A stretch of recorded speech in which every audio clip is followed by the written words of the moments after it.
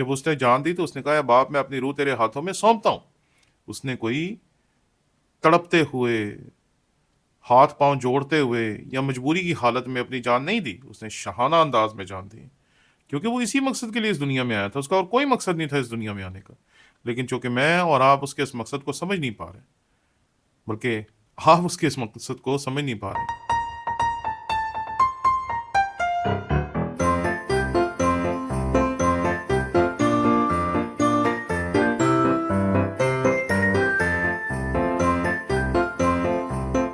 مسیح یسوع کے عظیم الجلیل نام میں آپ کی سلامتی ہو. میرا نام پادری پروفیسر ٹونی ولیم ہے. ہمارے یوٹیوب کے گھرانے کے ایک بھائی ہیں عبد الغفور صاحب. انہوں نے کہا لفاظی اونلی لفاظی نبی ہونا بہت بڑا اعجاز ہے. انسان کا سب سے آخری درجہ، سب سے بڑی معراج نبوت ملنا ہوتا ہے.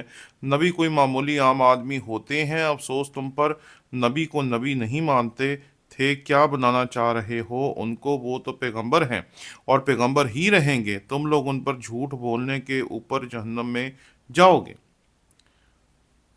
زکریا جن سے یاہیا پیدا ہوئے میرے علم کے مطابق، جنہیں ہم بائبل میں یوحنا استباغی کہتے ہیں، جب مقدسہ مریم ملنے کے لیے آتی ہیں، ابھی وہ پیدا نہیں، ان کے پیدا ہونے سے پہلے ہی جب مقدسہ مریم ملنے آتی ہے ان کی والدہ الشبا کو، تو وہ پیٹ ہی میں خوشی سے اچھل پڑتے ہیں اور فرط جذبات میں مسیح خداوند کو پیٹ ہی میں سجدہ کرتے ہیں.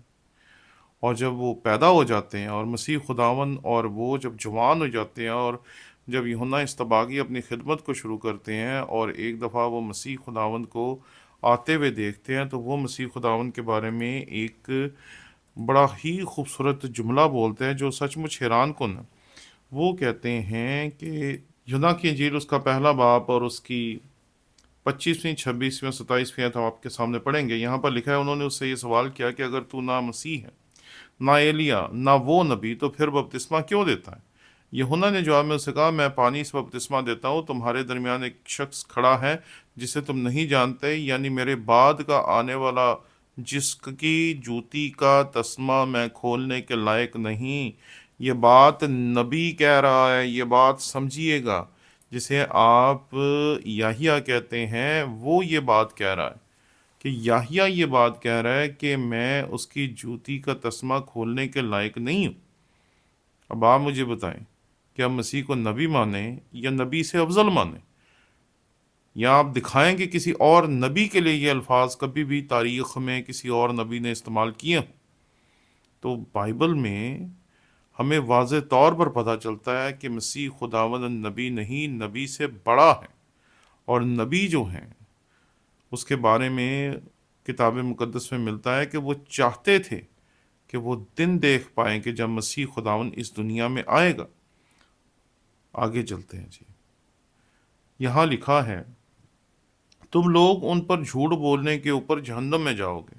چلیں جی، یہ تو آپ کی بڑی اچھی عادت ہے کہ آپ ہمیشہ ہمیں جہنم میں بھیجنے کے لیے تیار ہو جاتے ہیں اور کوئی رعایت تمہارے ساتھ نہیں ہوگی.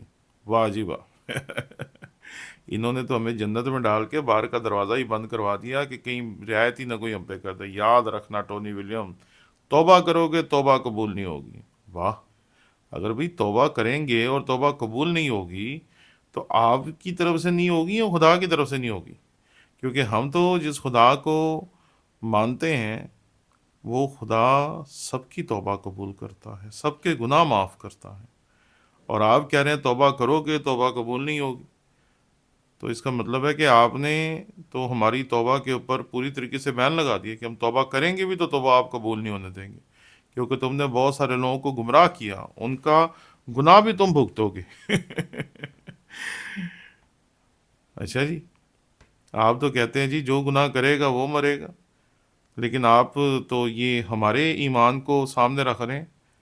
ہم نے تو ہمیشہ یہی سنا ہے کہ آپ کہتے ہیں یا اہل اسلام کہتے ہیں کہ دراصل ہر بندہ اپنے گناہ کی سزا پاتا ہے، لیکن آپ تو یہ کہہ رہے ہیں کہ جو لوگوں نے گناہ کیے ہیں اس کی سزا مجھے ملے گی. یعنی کہ آپ کہیں نہ کہیں مانتے ہیں کہ کسی کے گناہ کی سزا کسی اور کو مل سکتی ہے. اور یہی تو ہم آدم کے لیے کہتے ہیں کہ آدم کے گناہ کی سزا آج تک ہم بھگت رہے ہیں، جسے ہم اوریجنل سن کہتے ہیں. ورنہ آپ اور میں دنیا میں کیا کر رہے ہیں؟ ہمیں تو ہونا چاہیے تھا باغ عدن میں، یا جہاں پر اللہ تعالیٰ نے آدم اور حوا کو پیدا کیا تھا، کہ اگر ہمارے گناہ معاف ہو جاتے اور ہم بے گناہ فطرت پہ پیدا ہوتے تو ہمیں تو جنت میں پیدا ہونا چاہیے تھا، دنیا میں ہم کیا لینے کے لیے آئے ہیں؟ آگے چلتے ہیں جی۔ ان کا گناہ بھی تم بھگتو گے، اتنی لفاظی کر رہے ہو، پھر بھی صلیب پر چڑھا دیا، 3 دن تک مردہ بھی رکھا، بہت خوب، کیا بات ہے تمہاری، اور کیا عقل ہے تمہاری، اور کیا سوچ ہے تمہاری؟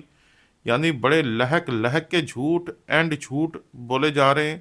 جواب نہیں ٹونی ولیم، آپ کی اس خوبصورت لفاظی کا جو جہنم بھی ہم پہ یا معافی ہماری بیان کرنے کے بعد آپ نے کی، اس کے لیے میں آپ کا شکر گزار ہوں۔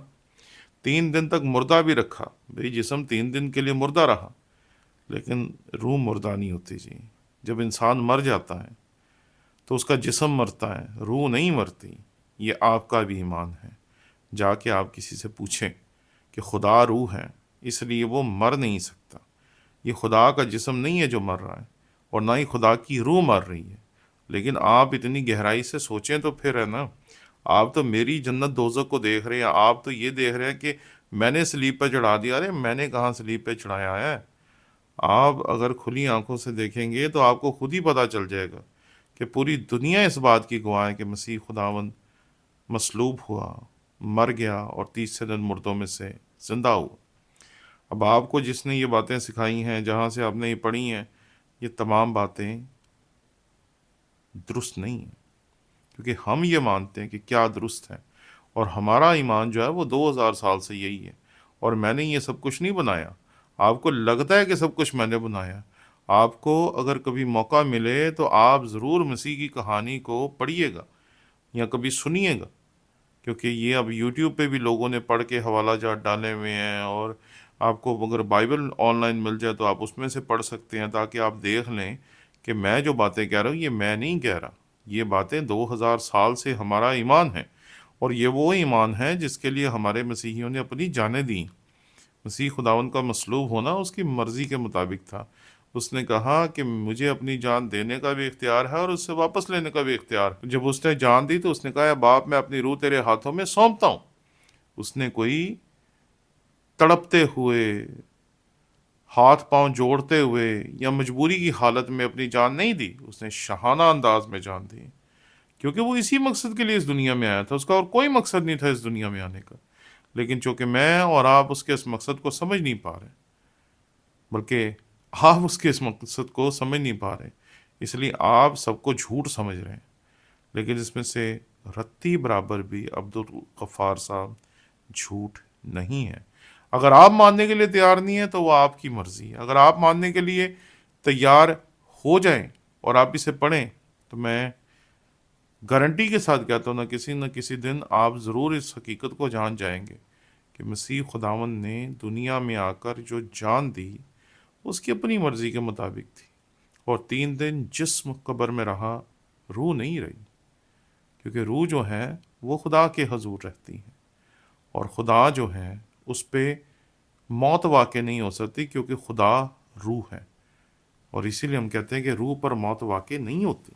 لیکن آپ کو چونکہ اتنا لمبا چوڑا اور اتنا گہرائی کے ساتھ نہ کسی نے بتایا، نہ پڑھایا، نہ سکھایا، اور نہ ہی کبھی آپ نے ہمارے مذہب کو سیکھنے کی کوشش کی، اس لیے شاید آپ کو سمجھنے میں یہ پرابلم آئی۔ لیکن اگر آپ تھوڑا سا غور کریں گے تو آپ کو سمجھ آ جائے گا کہ ہم جو کہہ رہے ہیں وہ درست ہے۔ شکریہ۔